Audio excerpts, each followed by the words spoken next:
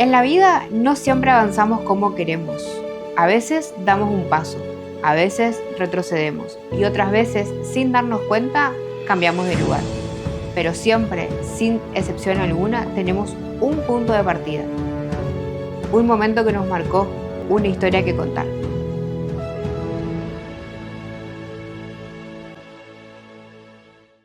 Bienvenidos a un nuevo programa de Punto de Partida.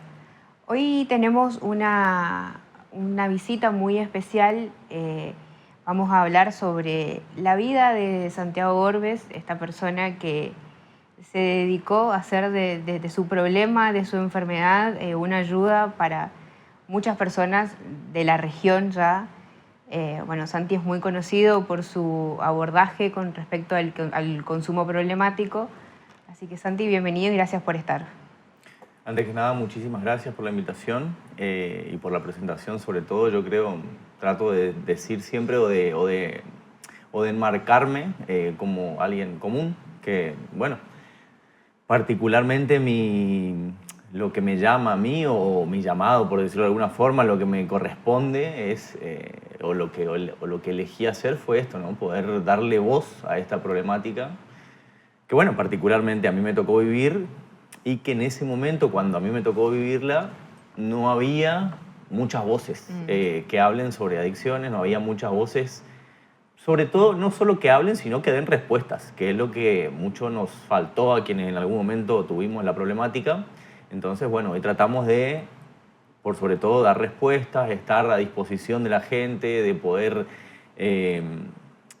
facilitar la llegada de un tratamiento, de un acompañamiento a personas que no conocen de esta enfermedad, que no saben de qué se trata y que mucho menos entienden qué deben hacer. Entonces lo que hacemos y trabajamos mucho por acercar esas partes. Bueno, creo que con Santiago, al menos lo hablo por mi parte, en lo particular creo que aprendimos con vos que realmente esto es una enfermedad. Por eso la idea también era de invitarte a que vengas a jugar un poco a este juego de la vida o de este intento de conocerte sin reglas, sin un comienzo, sin un final. Y por eso vas a ser vos quien va a elegir tu punto de partida. Así que te paso tu... Bien. Bien. ¿Dónde te ubicarías hoy cuál es tu punto de partida? Y hoy estoy como, no sé si en la mitad de la situación, pero sí creo que estoy como por acá. No en el inicio, pero sí siento que hay mucho camino por recorrer todavía porque lamentablemente no llegamos todavía a todos los lugares a donde deberíamos estar. No podemos ayudar a la cantidad de gente que nos gustaría ayudar. Sabemos que es insuficiente lo que nosotros hacemos, incluso lo que hacen todas las otras instituciones que también trabajan, porque hay muchísima demanda que supera ampliamente la oferta de ayuda que hay, la oferta de acompañamiento, la oferta de personas que se dediquen a esta problemática. Entonces, venimos haciendo un gran trabajo hace ya 8 años, pero sabemos que nos quedan muchos años por delante porque también esto va cambiando, esta problemática se modifica, las drogas se producen cada vez más rápido, cada vez en más cantidad y cada vez con elementos más sencillos al parecer de conseguir. Entonces, eso hace que nuestro panorama de brindar ayuda, nuestro panorama de ser quien brinda tratamiento, quien acompaña a la familia y quien de alguna forma un poco trata de paliar o de darle una respuesta a esta situación, estamos en una carrera bastante difícil que venimos corriendo de atrás por sobre todas las cosas, porque bueno, justamente los fondos que ocupan las personas que se ocupan de generar sustancias, la venta de sustancias y bueno, el negocio que genera es mucho más fructífero que lo que nosotros podemos hacer o podemos llegar a tener. Bueno, Santi, vos fuiste una persona siempre muy abierta, siempre contaste tu historia, hay muchísima gente que te conoce por la lucha que tenés, pero vayamos a ese punto de partida, a ese niño, porque siempre vos contaste de que empezaste a consumir desde muy chico. ¿Cuántos años tenías cuando probaste la primera droga? Nosotros siempre hablamos de drogas y alcohol. Mm, Para nosotros es lo mismo, trabajamos con ese sistema de trabajo y la primera vez que hice un consumo, digamos, como niño fue a los 8 años. Que consumí por primera vez alcohol en la esquina de mi casa, digamos, en una noche con unos compañeros. Esa fue la primera vez que yo, por primera vez, me acerqué, digamos, a una sustancia psicoactiva. Y después, con el paso del tiempo, bueno, obviamente mi vida no fue, digamos, mejorando, sino que mi situación particular fue tomando como diferentes caminos que hizo que a los 12 años empiece ya, digamos, a consumir, porque me pasó esto, ¿no? Cuando yo consumí por primera vez marihuana, que fue a los 12, yo ya empecé a consumir. O sea, por ejemplo, fumé un día y al otro ya compré. Y así fue que empecé a consumir ya como en una cuestión cotidiana. Más allá del alcohol que ya venía de la mano, que era algo claro. de los fines de semana, que era algo como asociado a las salidas, asociado a la sociabilización, a juntarme con mis amigos, la marihuana empezó a aparecer como una constante, digamos, todos los días. Y bueno, fue tomando un rol protagónico, por decirlo de alguna forma, bueno, en esos 12 años que tenía. Y hasta, bueno, y avanzamos un poco en tu vida personal, digamos. ¿Cuándo fue que te diste cuenta que necesitabas ayuda?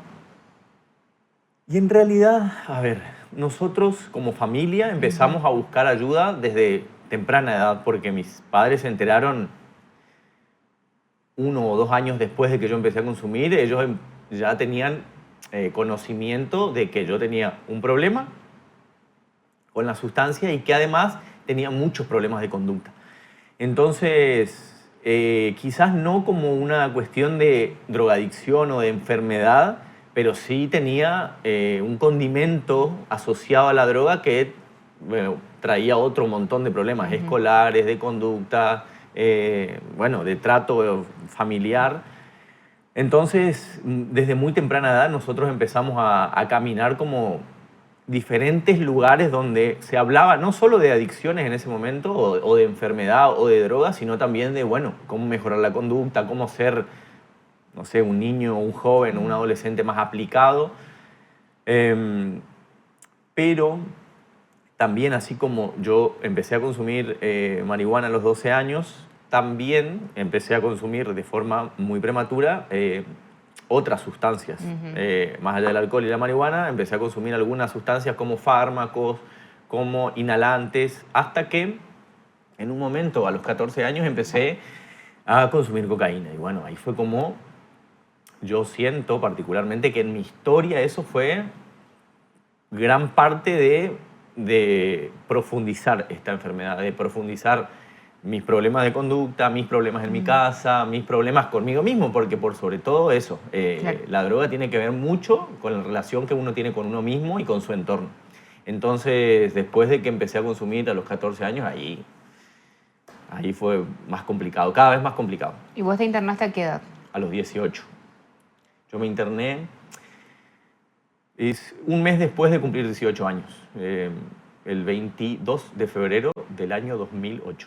Y de ahí fue una sola vez la que te internaste y decidiste Sí. tomar, digamos, la enfermedad como lo que es. Exactamente. En realidad fue así. Cuando yo cumplí 18 años, mis padres me ofrecieron la posibilidad de hacer tratamiento residencial porque, bueno, ya habíamos buscado alternativas ambulatorias acá en Buenos Aires, en Mar del Plata, varios lugares que no tenían el resultado que esperábamos.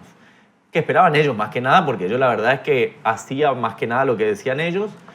Y bueno, fue cuando cumplí 18 que ellos, bueno, me vuelven a ofrecer una modalidad residencial porque mi mamá había conocido una persona en la iglesia que tenía a su hijo. Era la única referencia que teníamos porque no conocíamos el lugar, no habíamos ido nunca. A mí no me había tocado estar en ninguna modalidad residencial, ni siquiera en el hospital.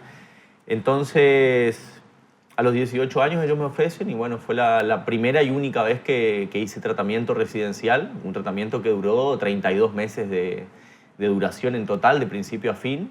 Y bueno, esa fue digamos, la solución a mi problemática. Y bueno, yo vivo en sobriedad desde esa fecha, desde el 22 de febrero del 2008. ¿Nunca más volviste a tener ganas de consumir? Ganas de consumir muchísimas veces. Durante el periodo de tratamiento y posterior al tratamiento, muchas veces. La verdad que es difícil. La rehabilitación es difícil porque se convive. Se convive con esta enfermedad. Uno tiene que aprender a decir que no, uno tiene que aprender a elegir la sobriedad, uno tiene que aprender a construir un proyecto de vida. Bueno, es bastante complicado, pero ganas de consumir durante muchos años. Ahora, gracias a todo el trabajo que vine haciendo, gracias a que me dedico a ayudar a otros, gracias a Dios por sobre todas las cosas, el deseo de consumo ya no es algo habitual, pero sí los primeros años fueron muy difíciles porque el deseo de consumo siempre estaba ahí como latente. Uno cuando sale de un tratamiento, sobre todo, a ver, a mí me había tocado conocer casi todo de la mano de la droga. Claro. Entonces, cuando salí, cuando me dieron el alta, tuve que volver a empezar a conocer todo. Exactamente, a reaprender, a conectarme con otros, a conectarme conmigo mismo desde la sobriedad, que encima es, al principio uno tiene que aprender a llevar su ocio, aprender a llevar sus responsabilidades, a entender que el único responsable de su vida es uno mismo. Así que bueno, al principio fue bastante difícil. ¿Te enojaste en algún momento con vos mismo? Sí, vivía enojado. Yo vivía enojado. Al principio, cuando consumía, siempre estaba enojado porque, bueno, parte de consumir o parte de esta enfermedad tiene que ver con no poder aceptar la realidad en la que uno vive.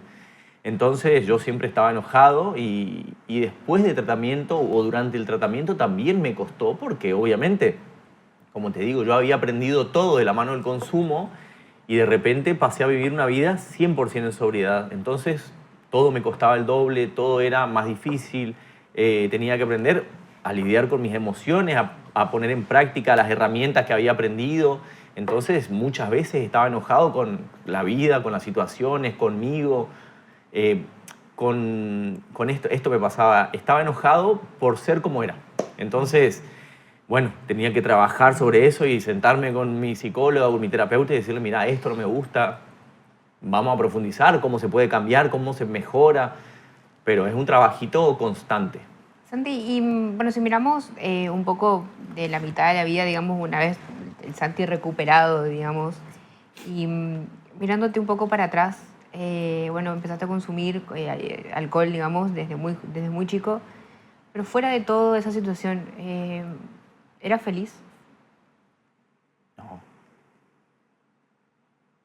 No, para nada. Pero justamente porque, por esto, a ver, la adicción tiene que ver con el conflicto o justamente es una forma errónea de resolución de conflicto, de emociones. Y entonces, en ese momento en el que yo más consumía, que fue después de los 14 años, digamos, hasta los 18, fue el peor momento en el que me sentía conmigo mismo, porque no solo era el enojo conmigo, sino con, bueno, los demás, pero no era feliz para nada, al contrario. ¿Y ahora encontraste la felicidad o estás todavía en búsqueda de...? Y ahora trabajo mucho para hacer lo más feliz posible.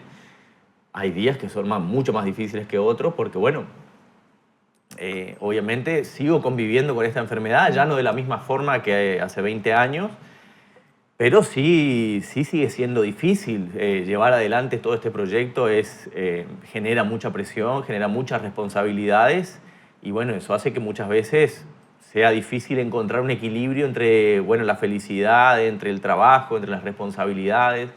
Pero yo considero y siempre digo que la vida es un poco como yo uso algunas veces en la comunidad analogías de deporte. Siempre digo lo mismo, que la vida es como una pelea de boxeo. Son 3 minutos de pelea por 1 de descanso. Más o menos esa es la relación entre el trabajo que uno tiene que poner en uno mismo, en su realidad, en su vida, para, bueno, disfrutar momentos, para aprender a ser feliz por momentos y a seguir trabajando para ser más feliz, para ser mejor persona. Pero creo que tanto la felicidad como los logros, como sentirse bien con uno mismo es mucho trabajo previo. Es el resultado de trabajar un poquito todos los días. Santi, bueno, a lo largo de esta charla y de las cientos de charlas que hemos tenido, y no solo conmigo, sino que cada vez que vos hablas mucho de la familia. Que, bueno, que una persona no se recupera solo, sino que se recupera toda la familia. Pero en tu caso particular, tu familia, ¿cuál fue el rol que cumplió en ese momento? Nosotros, particularmente como familia, cuando yo hice tratamiento, tuvimos nuestras particularidades, porque obviamente uno llega ahí desarmado como familia, pero la verdad que a nosotros en ese momento nos unió para, sobre todo cuando entendimos que esto era una enfermedad, porque durante años polulamos por lugares sin entender que esto era una enfermedad, sin entender qué había que hacer, sin entender que el tipo de vida que elijo yo y que es la sobriedad era lo mejor para poder sostenerse justamente en sobriedad a lo largo del tiempo. Cuando yo llegué ahí no entendía que tenía que dejar de consumir todas las sustancias, quería elegir cuál sí, cuál no. Entonces, a nosotros particularmente nos sirvió muchísimo para entendernos como familia, a mí para conocer la historia de mis padres, de mis hermanos, de cómo ellos habían vivido la enfermedad. Más allá de, porque lo que tiene, ¿no?, el adicto mucho es que se mira un poco siempre el ombligo. Es muy egoísta. Muy egoísta. Entonces, cuando uno es tan egoísta, entiende poco de por qué vive lo que vive, por qué su historia es como es. Sí, obviamente, no mira para el costado, no consulta, no sabe la historia de quienes lo criaron. Entonces, a nosotros nos sirvió para eso, para afianzarnos como familia, para conocer cómo había vivido cada uno esta enfermedad, qué le había tocado, bueno, qué les había tocado a mis padres, cómo ellos, o por qué ellos eran como eran en ese momento, por qué hoy son como son. Pero a nosotros nos sirvió y nos ayudó a unirnos mucho como grupo familiar. Seguimos avanzando en esto de la vida, digamos, de estos altos y bajos que hay. Pasó mucho tiempo desde ese Santi recuperado a hoy, el que trabaja por una comunidad. Pero en el medio de esa decisión, de esa gran decisión de decir, che, yo quiero ayudar, quiero contar mi historia, pero para que le sirva a los demás, ¿qué pasó? ¿Cuándo fue que te diste cuenta que vos decís, está faltando algo para que los demás se sientan acompañados? En realidad la idea surgió una vez que yo estaba dentro de tratamiento. Cuando yo estaba ahí empezó a llegar muchísima gente de acá, del nordeste, del litoral, muchas obviamente caras conocidas. Y ahí fue que yo dije, ¿cómo puede ser que todos nosotros tengamos que venir hasta acá, 1200 kilómetros de nuestra casa, para poder encontrar una respuesta, para poder encontrar una salida? Claramente de donde somos no hay nada. Entonces ahí surgió como, bueno, la primera idea de decir, bueno, en algún momento voy a tratar de dar una mano con esto, pero tomó varios años hasta que yo me volví a vivir de Buenos Aires acá. Yo salí de mi tratamiento, me dieron el alta, como se dice, el 28 de agosto del 2010. Y yo volví a vivir acá en el año 2013. Entonces, durante esos años, alguna que otra vez cuando venía de visita iba a algún colegio, contaba mi historia, generalmente donde yo me había recibido, donde yo había terminado la escuela. Pero cuando yo volví acá recién fue que empezamos con algo que se llamaba La Libertad, pero que eran grupos abiertos. Nosotros hacíamos el mismo día que había grupos de padres, para padres de chicos rehabilitados, para padres que querían rehabilitar a sus hijos. Mis padres participaban de esos grupos. Nosotros hacíamos en un aula también que la Universidad Popular nos prestaba, hacíamos grupos de jóvenes. Entonces, iban chicos que estaban en vías de rehabilitación, que no tenían grupos de apoyo.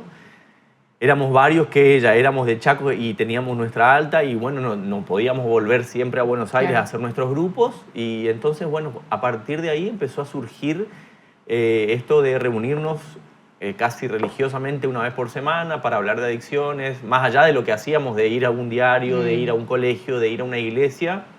Todos los miércoles nos encontraban a nosotros en la Universidad Popular. Y bueno, a partir de ahí fue que fue tomando cada vez más fuerza, ¿no? Que fuimos derivando y acompañando familias, muchísimas familias a lo largo de los años, porque el grupo que hacíamos en la Universidad Popular duró casi 6 o 7 años. Entonces acompañábamos familias. En ese momento lo que hacíamos, como no teníamos otra cosa para hacer, los acompañábamos a que encuentren un tratamiento. En Santa Fe, en Buenos Aires, donde sea, donde encontremos una cama, porque también en ese momento era un desafío encontrar una cama. Y lo que hacíamos, bueno, era acompañar familias, guiarlos a que tomen las mejores decisiones, obviamente acompañarlos y enseñarles cómo poner límites para que sus familiares con problemas de adicciones vayan cediendo y vayan aceptando la posibilidad de recibir ayuda. Pero fue un trabajo largo, muy largo, que la primer semilla o la primera idea surgió cuando yo estaba internado porque, como te digo, de repente éramos 2 chaqueños y con el paso del tiempo éramos 25, 30. Claro. Entonces, eso marcaba que había miles de familias que no encontraban respuestas y terminábamos todos muy lejos de nuestra casa. Santi, y si seguimos avanzando un poco más en todo el trabajo, después vamos a hablar específicamente del trabajo que hacen en el centro, pero ¿crees que hoy hay un poco más de idea, de conciencia, digamos, de lo que son las drogas? Yo creo que sí. Particularmente creo que no solo nosotros hacemos muchísimo trabajo de educar, de hablar sobre adicciones. Me parece que hoy hay otros actores que hablan de adicciones, hay otros actores que hablan de enfermedad, que se conoce, bueno, la masividad de las redes sociales hoy da la posibilidad de que vos puedas escuchar a alguien que vive en otro lugar del mundo hablar de esta enfermedad sin tener que ni pagar una entrada, ni ir a verlo, ni sentarte a hablar personalmente con él. Entonces, me parece que hoy hay mucha información certera, información basada en evidencia científica sobre qué es esta enfermedad, sobre cómo abordarla y, por sobre todas las cosas, las posibilidades que existen de cómo abordarla. Pero me parece que hoy hay mucha más información, la gente entiende bastante más de qué se trata esto y ya no se ve tanto esto que nosotros veíamos mucho antes, ¿no? Que venían las familias a traer a un joven para rehabilitarse y te lo querían dejar. Claro, Era como hacerte bueno, cargo vos. yo vengo en un tiempo y ahí, bueno, nosotros con todo el trabajo que logramos hacer, de que la familia se involucre, de que para poder hacer un tratamiento necesitamos el acompañamiento familiar, bueno, a partir de eso y a partir de que las familias empiezan también a contar cuál es su experiencia dentro de la institución, a entender cuál es su responsabilidad dentro de esta problemática, bueno, se empieza a entender mucho más de qué se trata esto y hoy hay una idea mucho más certera y mucho más real sobre qué es la adicción y qué es esta enfermedad que bueno, hoy no para de crecer. Y también hay mucho más, se toma más banal la cosa, ¿no? Es como más social la situación. Sí, a ver, todavía tenemos... Digamos para afuera, para los que trabajan de adentro sabemos que no sucede eso. Hoy tenemos un problema bastante grave con esto de banalizar el consumo de ciertas sustancias, ¿no? Porque hay algunas sustancias que todavía están demonizadas, como, vamos a decir, la cocaína, pero después tenés sustancias que son sumamente similares, como sustancias nuevas, que tienen, hay una particular que se llama y se denomina TUSI, que es la mezcla de varias sustancias que generalmente es de color, un color que suele ser rosado, que suele ser celeste, y eso se toma como si no fuese algo dañino para el cuerpo. Claro. Se banaliza muchísimo el consumo de esa sustancia, se cree que no genera ningún tipo de adicción, se cree que no genera ningún tipo de daño, y la realidad es que, bueno, nosotros vemos cada vez más jóvenes con problemas cognitivos, con problemas de salud mental a causa de todas estas drogas sintéticas que hoy están 100% banalizadas. Santi, y me quedó una consulta con respecto a tus papás. ¿Les pediste perdón en algún momento? Sí, yo la verdad con ellos pude hablar, creo que mi papá y mi mamá fueron como las personas con quien más hablé dentro de mi tratamiento. Mis hermanos siempre acompañaron y estuvieron como orbitando los espacios de tratamiento, los grupos de hermanos, los grupos de familia, pero los que iban, por decirlo casi religiosamente, eran mi mamá y mi papá. Y fue con ellos con quienes más pude hablar, a quienes les pude pedir perdón. Bueno, pudimos pedirnos perdón mutuamente también, ¿no? Porque obviamente esta enfermedad nosotros nunca hablamos de culpables, siempre hablamos de responsabilidades compartidas.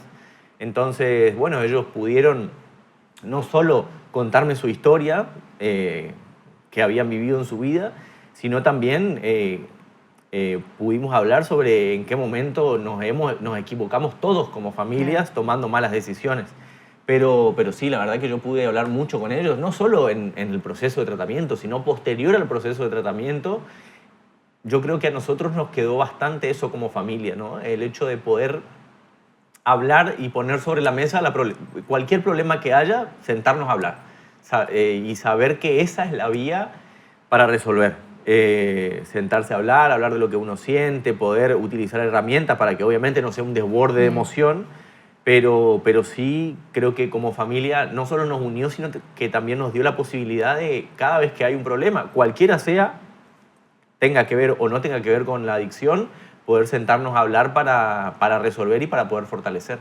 Bueno, y te adelanto un poco más y sí, vamos a llegar ahora a este centro, a estas 3 casas que hoy ya, Sí. ya tenés. ¿Cuánta gente entre las 3 tenés a cargo? ¿O tenés internadas, digamos?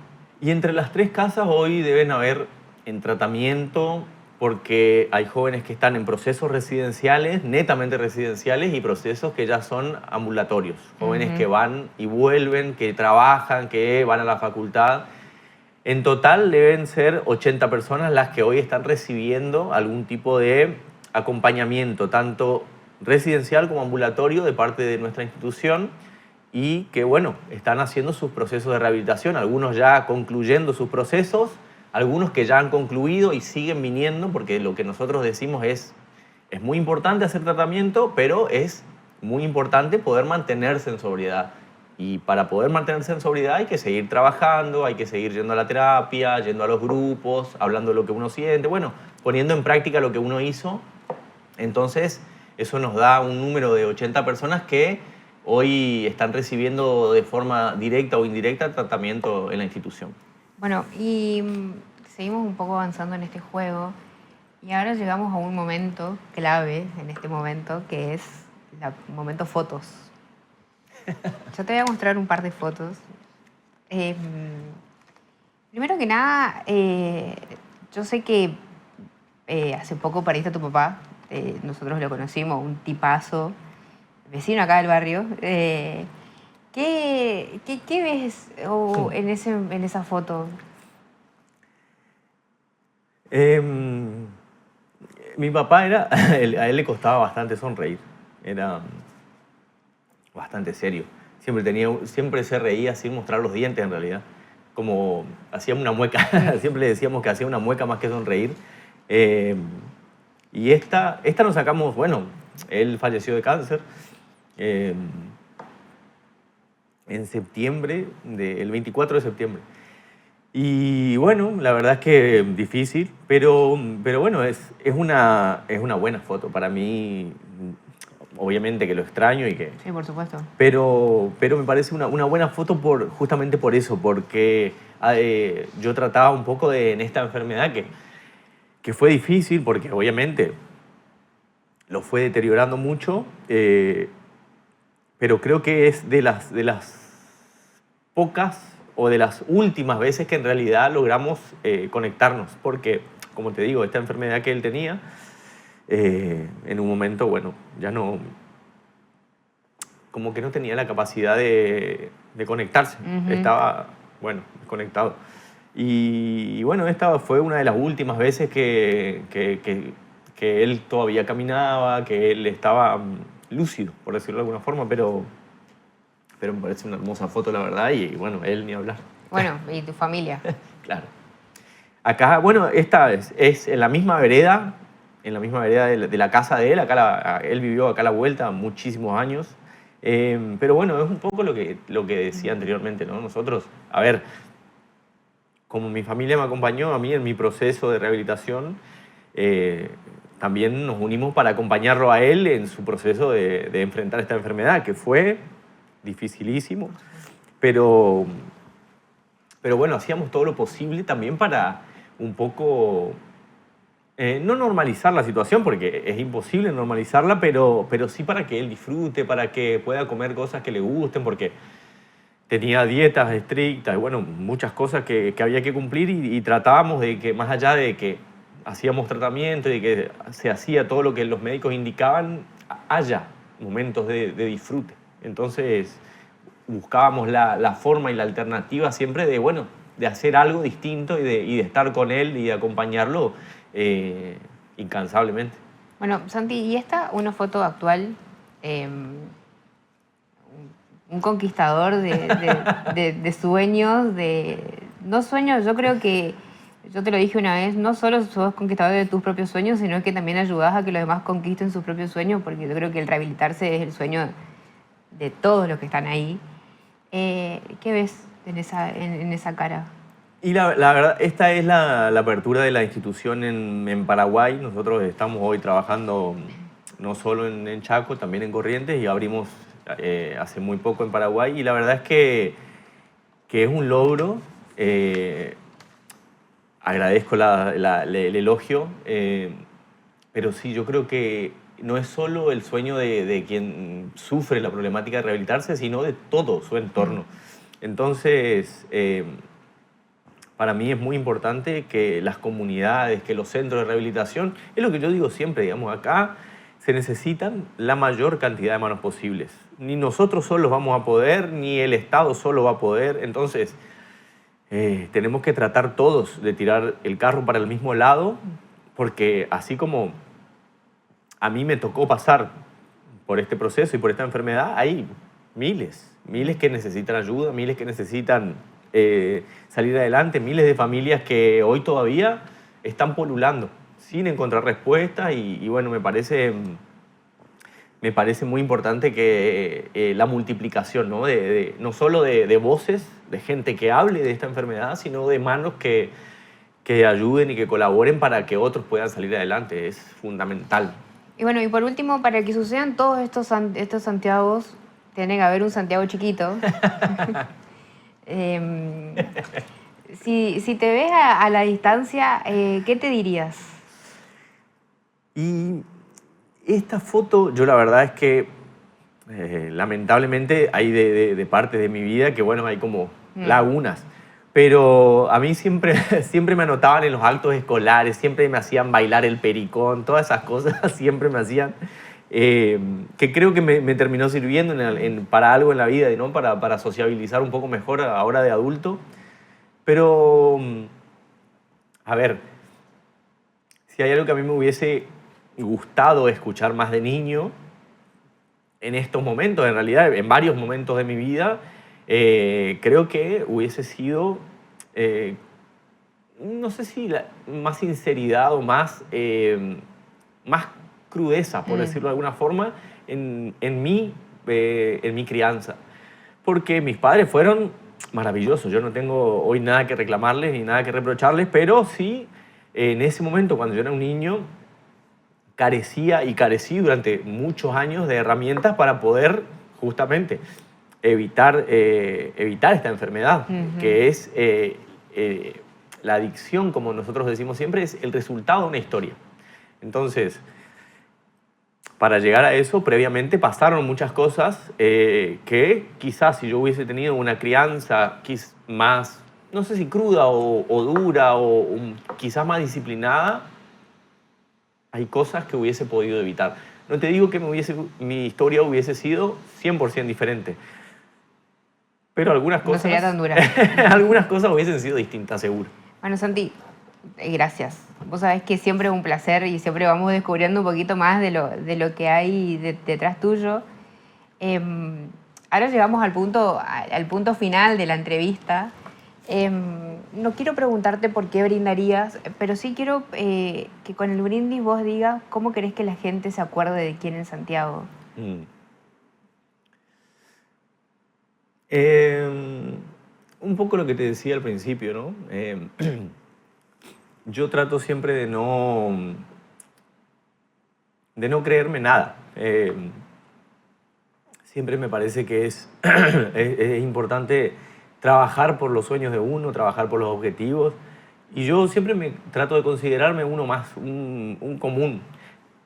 Particularmente mi trabajo es muy social, particularmente mi causa es muy social y bueno, eh, aparte de todo eso, yo también, dentro de todo lo que hago, está mi historia, ¿no? En el medio. Pero creo que si hay alguna manera que me gustaría que me recuerden, siempre es como alguien que de alguna manera le dedica incansablemente tiempo, horas y días de su vida a esto, ¿no? A que otros se rehabiliten, a que otros puedan cumplir sueños, a darle una mano a otro. Que creo que fue, y creo que me impulsó mucho vivir de esta forma y trabajar y dedicarme a esto de la forma en la que me dedico, porque quizás cuando yo en algún momento busqué una mano, no la encontré. Entonces, me gustaría que me recuerden como alguien que de alguna forma siempre busca la alternativa y busca las opciones y siempre estoy pensando en cómo darle una mano a un otro. Siempre esa es mi forma de vivir. Bueno, Santi, gracias. Gracias. Gracias. Que se venga todo lo bueno, que haya un poco más de conciencia con respecto a lo que está sucediendo. De esto podemos hablar un montón de veces, así que vas a seguir siendo invitado. Muchísimas gracias. Gracias, Santi. Gracias a vos. Bueno, y antes que nada agradecemos a la gente de Gin Quebracho, que siempre nos acompaña en el momento brindis. También agradecemos a la gente de Cuinán por las mesas, por la mesa y la silla. Y bueno, nosotros nos encontramos en el próximo punto de partida para seguir conociendo las historias de los personajes.